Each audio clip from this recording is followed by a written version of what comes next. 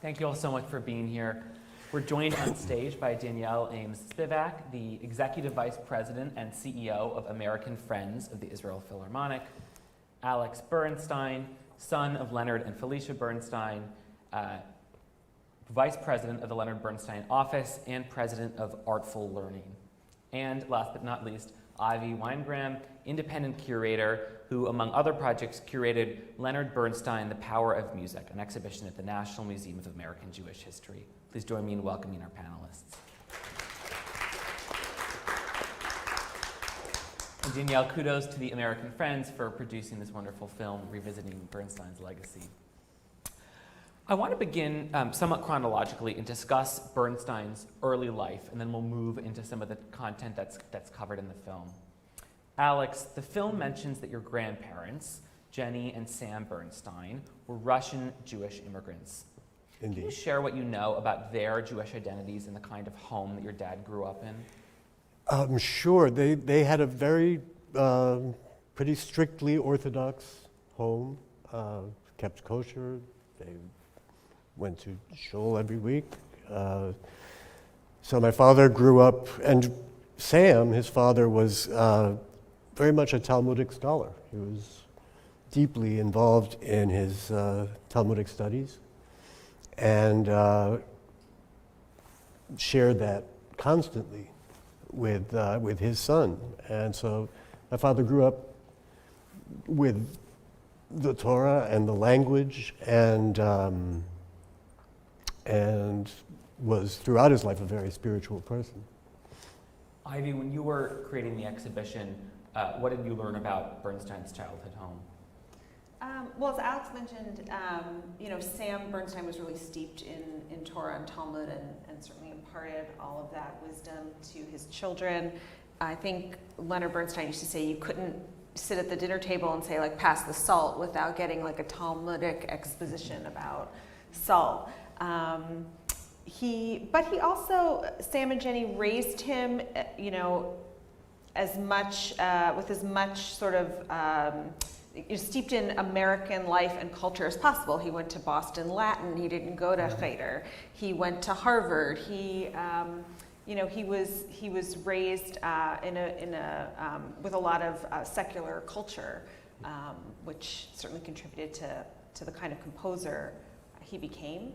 But I think that the Judaism was the way that he could continue to connect with his father, Sam, throughout his life. Yeah. And there's, we could probably pin a lot of his continued dedication, Leonard's continued dedication to Israel, to the Israel Philharmonic, on some of that trying to do Jewish and to do right by Sam. Sam wanted him to be a rabbi. That was sort of the highest, the most noble profession to Sam Bernstein. And Leonard Bernstein would say later in life that, there are people who, that my father always wanted me to be a rabbi, and there are people who would say that his wish came true, that really what I am under all of this is a rabbi. And I think by that he meant his predilection for teaching and also for always asking questions. I think that's probably the essence of Judaism and Jewishness to Leonard Bernstein, is like the pushing the envelope and the asking questions. And I think that is maybe some of where he did his most Jewish. He was in so many ways a rabbi, although I think the world is lucky that he didn't actually become a rabbi because he gave so much to the world of music. But he was teaching in everything he did, as a composer and a conductor. Obviously, he was teaching when he did young people's concerts and so on, but there was absolutely that rabbinical streak throughout. I would also add that my grandmother, Jenny, was much more the sort of more wanting to assimilate. And so she brought in a lot of the American culture into the house. And she was the one who would listen to all the radio programs that were available. And so there was that combination of... I think Jenny was ahead of her time, that one. Yeah. Thank you for sharing that. And I do, later in the discussion, want to get a little bit more into the Young People's Concerts and his educational legacy, which is so much of what you steward, Alex. We learn in the film that there's this moment in which Kusevitsky suggests that Bernstein change his name to Leonard S. Burns in order to escape anti-Semitism, and he declines to do so. It's a pretty powerful anecdote, both for what it says about Bernstein and about American public life and the world of music at the time in the 1940s. Ivy, could you share with us a little bit more about Bernstein's encounters with anti-Semitism and the extent to which it did or didn't drive him? Right, so that anecdote is told around the time that he had his New York Philharmonic debut. He was 25 years old. Koussevitzky, as you heard in the film, encouraged him to change his name to Leonard S. Burns. The S was actually for Samuilovich, in honor of Sam, his father.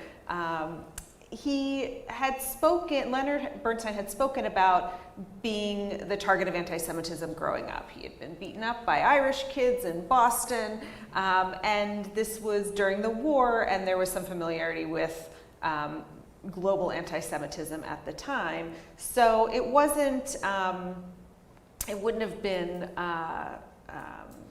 unknown to him that he might not have all of the career opportunities available to him that he wanted if he was wearing his Jewish identity on his sleeve. At the same time, he was also very young. Most of the conductors in America, major orchestras like Metropolis and Koussevitzky, they were much older than him, much older than Leonard was at the time. And they also were not American. They had been born and trained in Europe. And so to have those two strikes against you already and add to that a name like Leonard Bernstein, you can, Koussevitzky, really wanted him to succeed and was offering, a suggestion for how to sort of overcome what might be an apparent obstacle. And I think it says a lot that from a young age, he really decided to, plant his flag firmly with his Jewish identity and say, I'll do it as Bernstein or not at all. Koussevitzky warned him, the name Bernstein will never be on Carnegie Hall. Obviously it was, and so much more. Alex, why do you think he was able to push through the obstacles Ivy mentioned and achieve what he did when others weren't? That's the million-dollar question. He had such confidence, and he was so prepared. He worked so hard, and he knew he had a gift.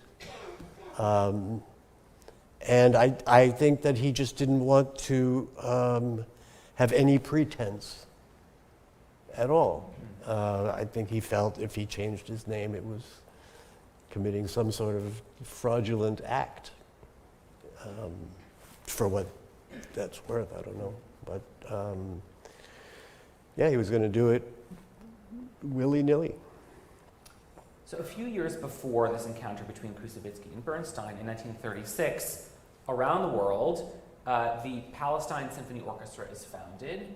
Danielle, can you illuminate that founding period for us? What was going on at the beginning of the orchestra's history? It was a very difficult period because, and you hear a little bit about it in the film, it doesn't go into it that much, which is Bronislaw Huberman, who founded the Palestine Symphony, which became the Israel Philharmonic, was the leading violinist in Europe at the time. I tell people he was the Beyonce of his time, for what that's worth, meaning he was a household name. So much so that I later learned he got a personal dispensation from Hitler to actually continue to perform when other Jewish musicians were being banned, because that's how culturally relevant he was. He obviously wasn't interested in that, based on what you can tell about, where his mind was at. And he was very concerned that the cultural life of Europe was going to be annihilated. And so he literally rescued the top musicians from the top orchestras and their families, around 1,000 people, and brought them to Tel Aviv in 1936. So the first concert, we're approaching our 85th anniversary, was December 26th, 1936. It was really an orchestra of soloists, because hard to imagine another orchestra that features the best of the best from the best orchestras, which this is what the Palestine Symphony was at the time. And, it was obviously a miraculous feat that Huberman was able to secure the visas for these musicians and their families at that time with his own connections and his own money. It was really an orchestra of refugees. They knew what their fate would be if they stayed. And they knew what they were fleeing. They didn't know how bad, perhaps, it was going to get, but they knew. They saw the writing on the wall. And so they came to be musicians, but they knew they were doing something much bigger than that. The fact that the orchestra, from its earliest days, was able to punch above its weight in the world of music because of the persecution that its members had experienced and the fact that they came as refugees, there's something so Jewish in that relationship between persecution and resilience, rebuilding, excellence. And it's a microcosm for a lot of the Israeli story, even though this is a decade before the state of Israel was founded. Right. The Israel Philharmonic is not the story of a classical music orchestra. It's the story of the state of Israel itself. And that's what we're so proud of, you know. So I'd like to turn to three specific concerts that are particularly important in this story. The first of which is very related to this discussion of refugees. The first is a concert that Bernstein conducted in displaced persons camps in Europe in May 1948. The second, which we'll get to, is November 1948 in Beersheba. And then third, his concert on Mount Scopus in Jerusalem in the days after the Six-Day War in 1967. So let's turn to a slide that we've prepared on screen related to May 1948 concert. This is a program that we actually have in our collection of artifacts here at the museum.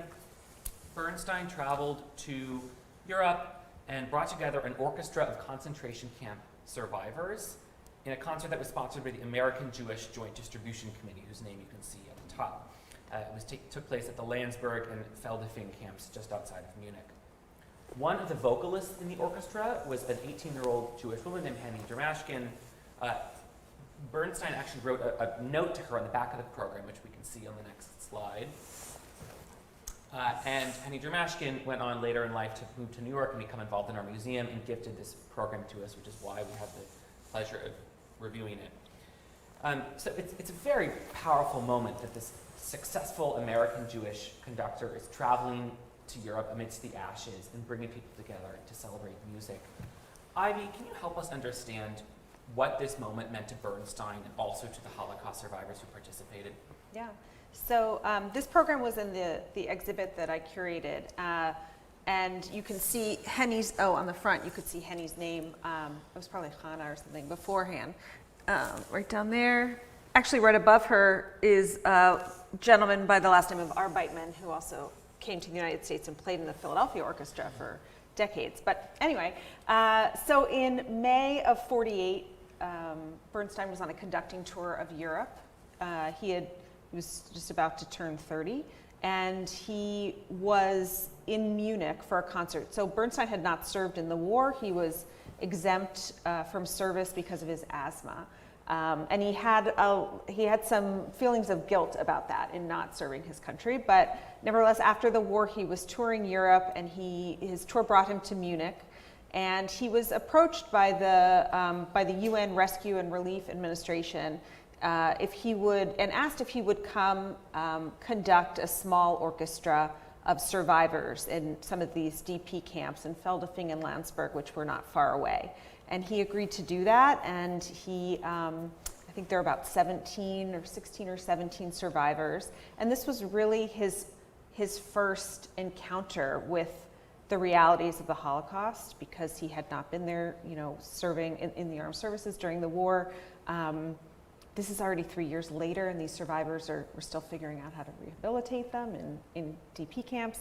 And it was a very emotional experience for him. He cried his eyes out. He wrote home to his assistant, Helen Coates, that he had cried his eyes out, and they asked him to come back the next day, and he came back and performed again.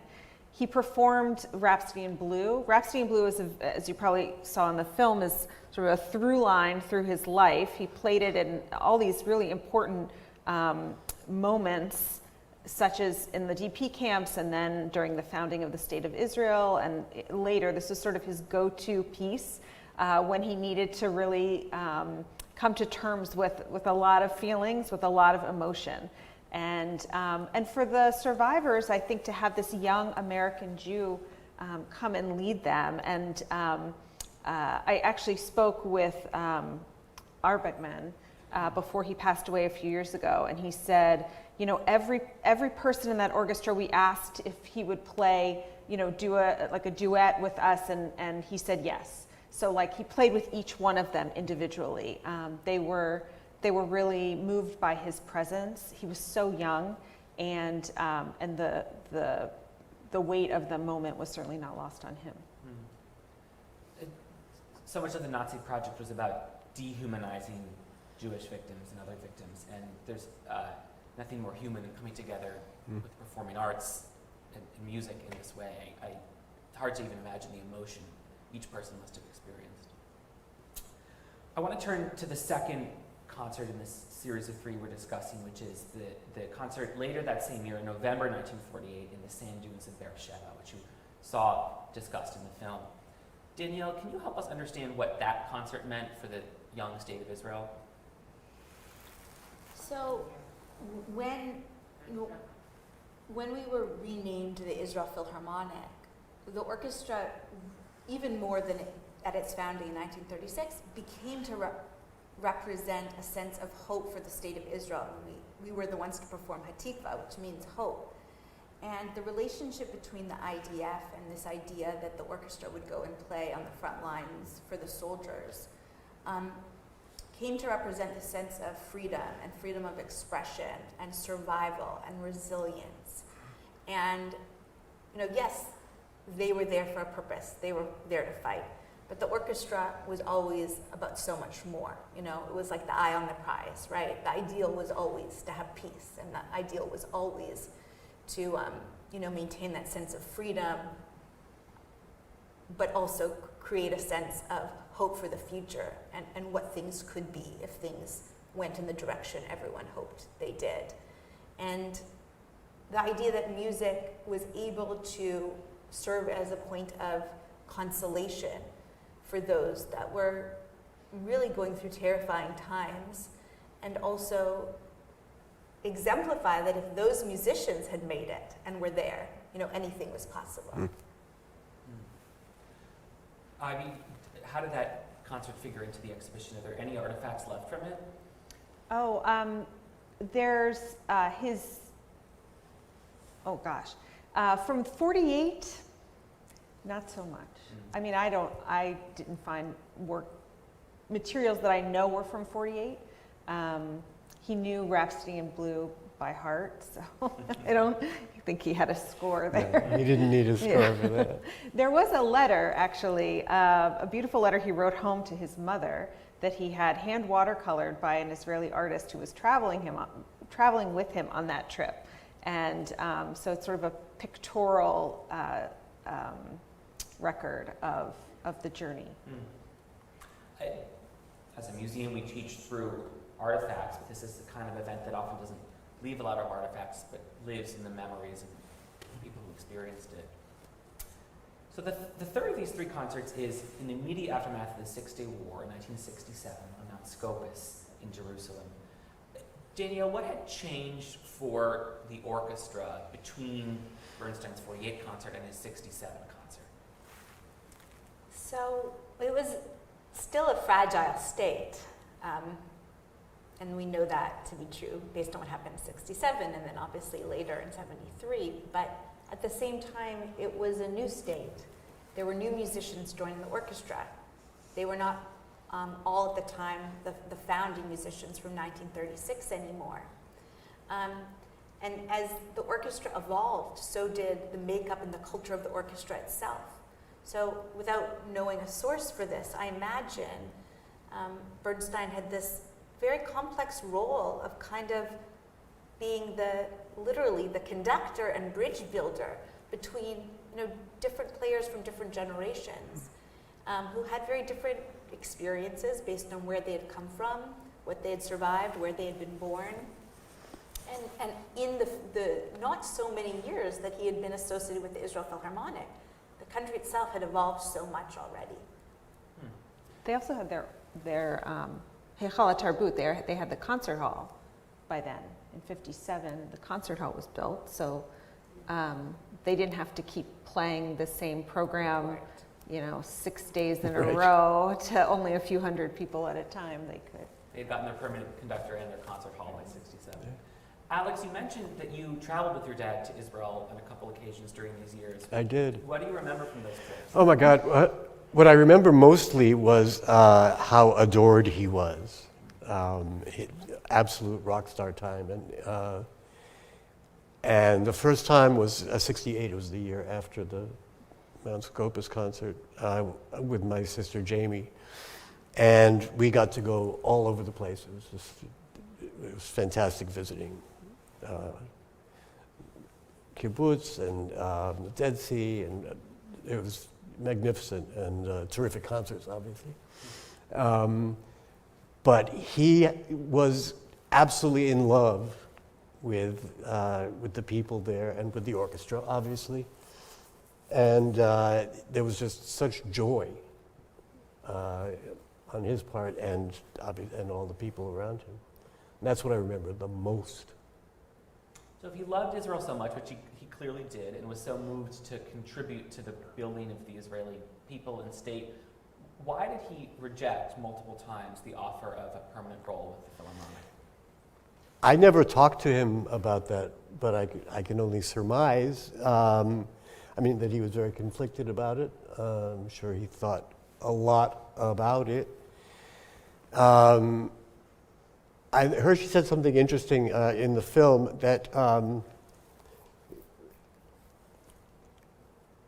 that he felt he couldn't. Oh God, I'm totally blanking out here.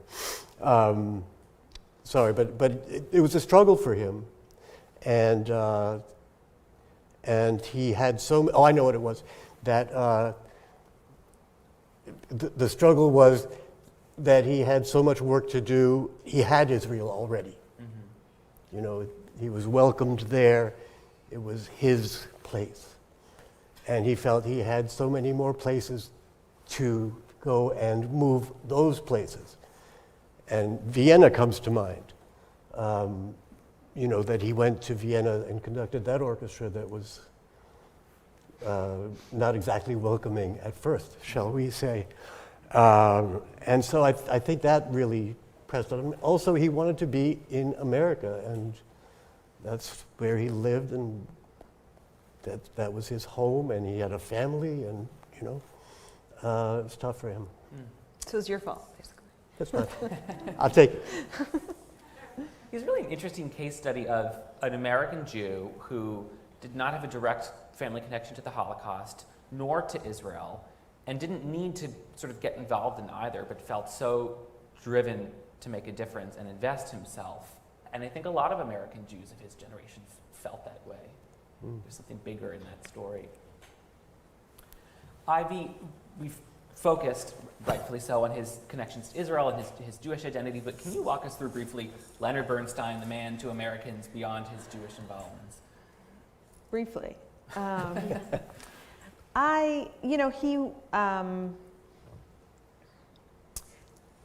premise of my exhibit, and I think the premise of his life, he said that he felt that the great crisis of the 20th century was a crisis of faith.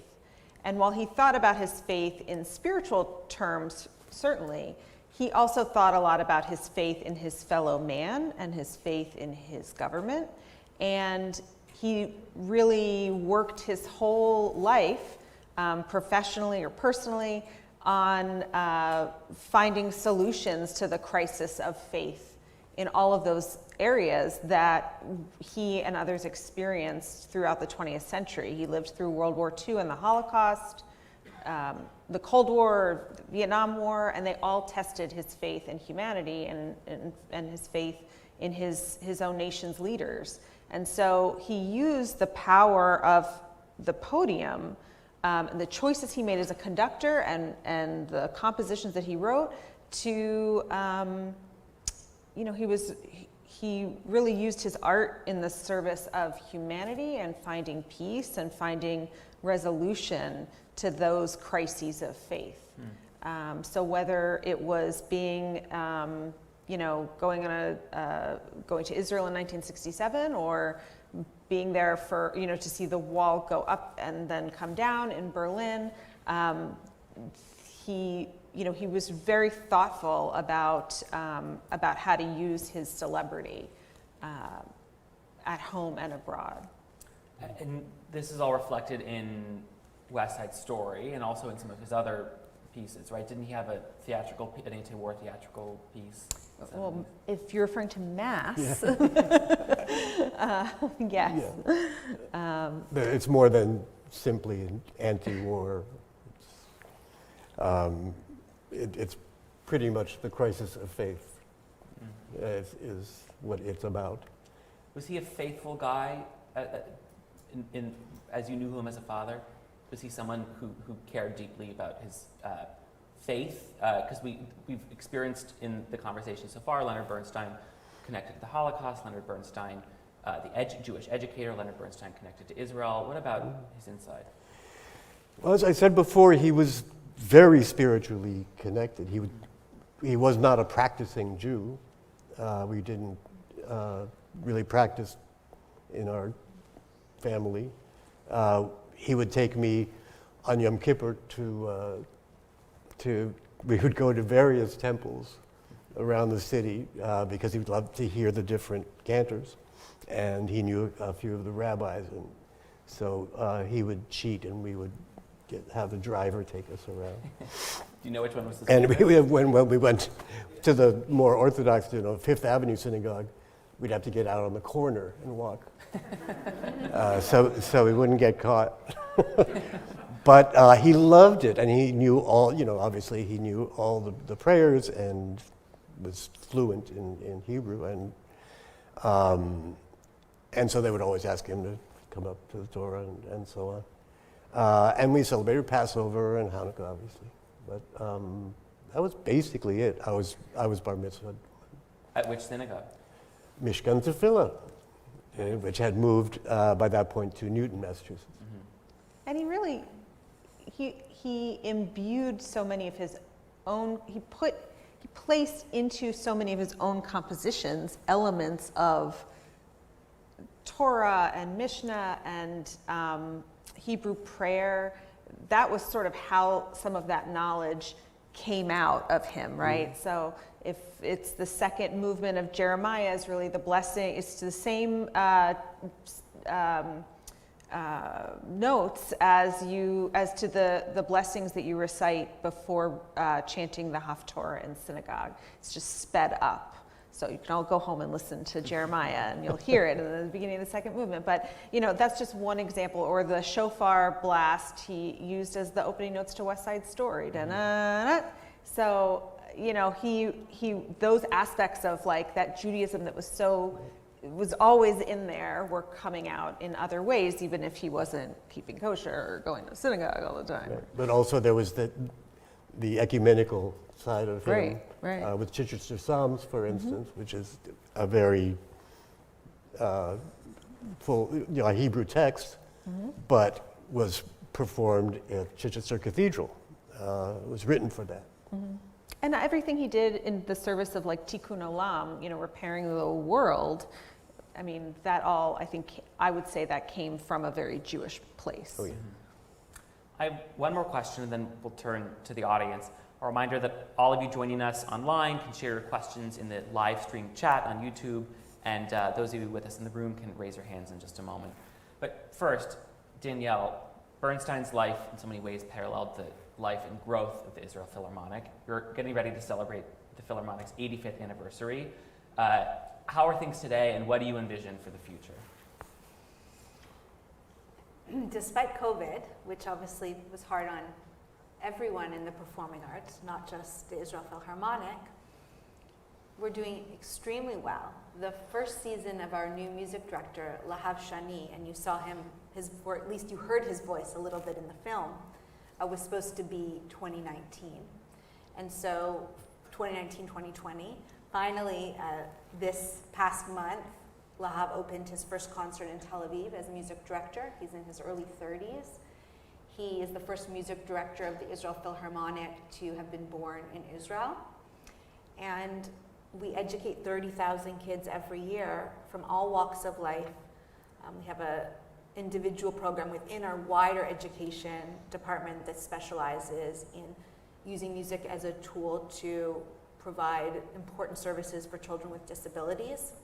We educate children in public schools and community centers and other centers throughout Israel. And that surely comes from the legacy of your father.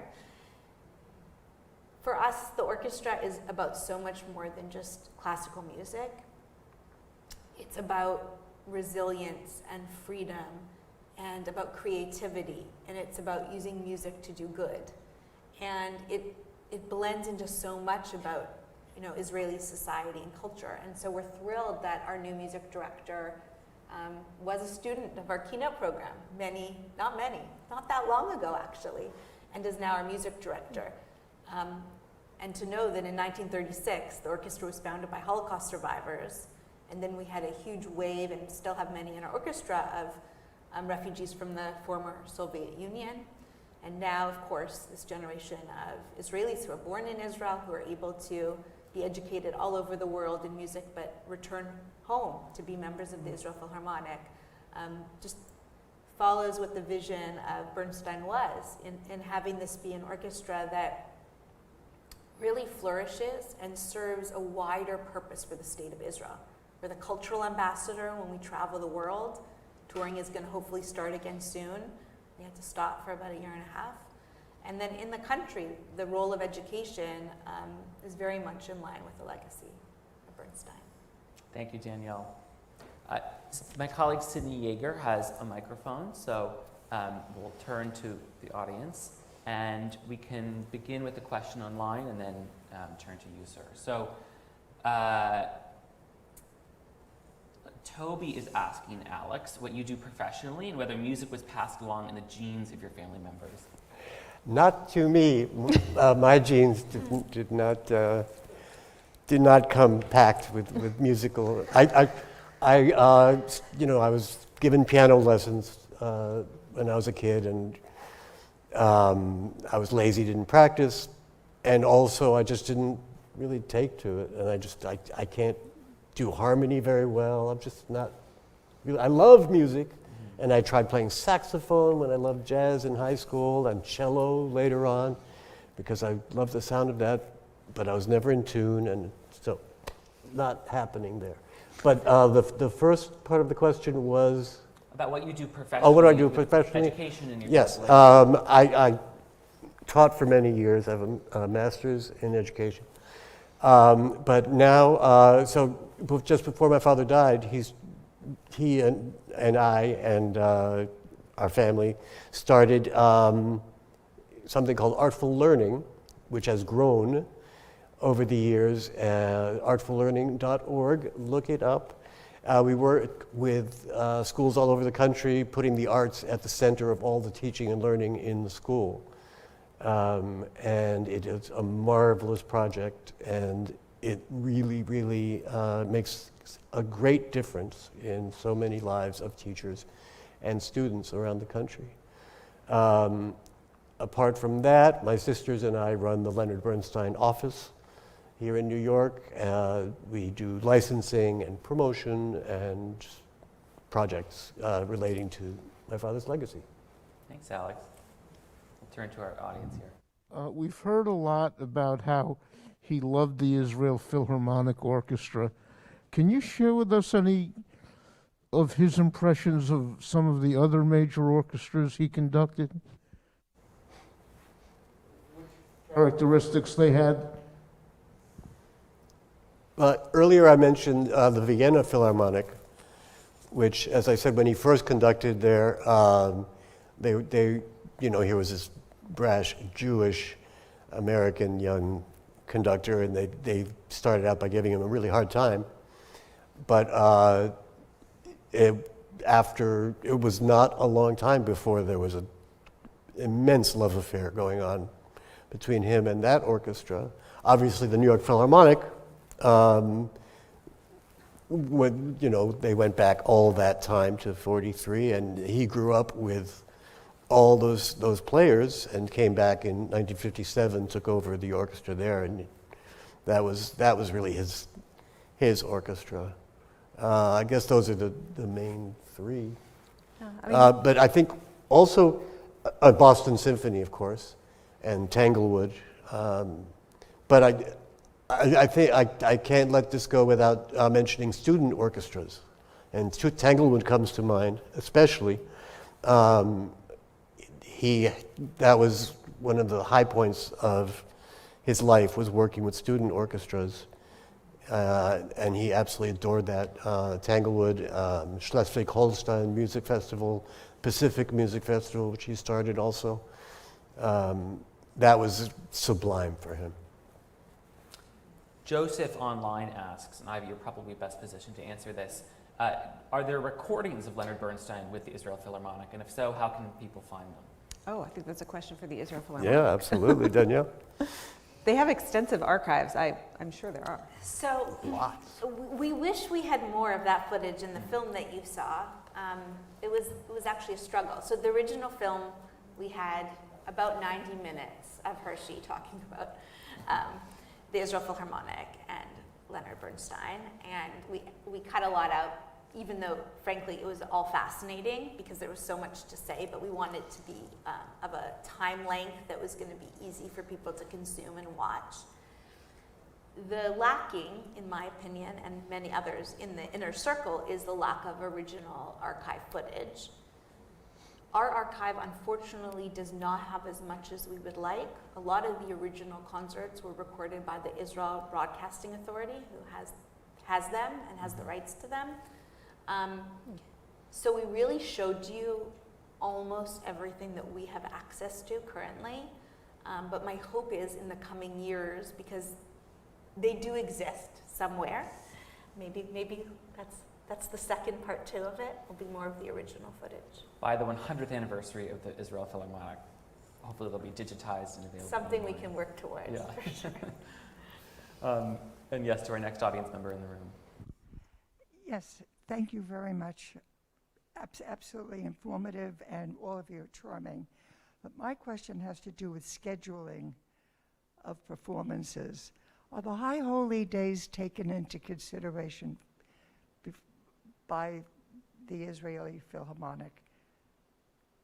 Yes, well, actually, the season of the Israel Philharmonic always goes from about, the Jewish calendar shifts year to year how it falls on our secular calendar, but usually it ends in July, and it starts usually the end of September, beginning of October, which is always right after Sukkot, usually. So every orchestra has some kind of a break during the year, and our orchestra's break is leading up to the Jewish holidays and the Jewish holidays.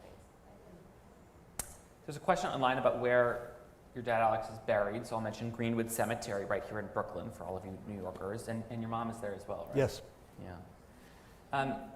Let's end with a question for you, Ivy, about Bernstein's Wall. It's an exciting new film project that'll complement the film we just watched and share his legacy a little bit more broadly. Can you describe to us what that is? Yeah, I was a consultant on a new film called Bernstein's Wall that premiered here in New York at the Tribeca Film Festival, actually just a couple blocks away, back in June.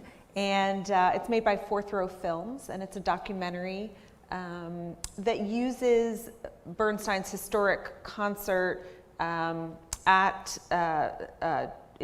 December of 1989 when the Berlin Wall was coming down. The concert is mentioned in this in the film we just saw. It uses that concert as sort of a framing device to tell his story. What's really unique about Bernstein's Wall is that all of the audio, all of the narration is Bernstein himself. So what Fourth Row Films has done is they've mined so many recordings of Leonard Bernstein over the years, interviews, concert remarks, press, remarks to press, etc. And so he's the one telling his own story. There's no talking heads, and so it's fascinating because you're really getting it all, from the horse's mouth. and getting him to talk about, you get to hear him talk about what it was like growing up in a house with Sam Bernstein, and meeting Felicia, and all of these engagements around the world. There's wonderful footage in it that was taken in Israel in 1967. The Maisel brothers, the documentarians, followed Bernstein on that trip and made a wonderful documentary at that time called Journey to Jerusalem, and there's footage of that film in Bernstein's wall. So it's a beautiful film, and it's making the film festival rounds right now. Well, we wish it success. We're just about at our end time, so I want to offer great thanks to the American Friends of the Israel Philharmonic for producing this film and letting us share it with all of you at the museum today. And special thanks to Danielle Ames Spivak, Alex Bernstein, and Ivy Weingram for joining us on today's panel. Thank you, Anne. I'm sorry. Have a great evening, everyone.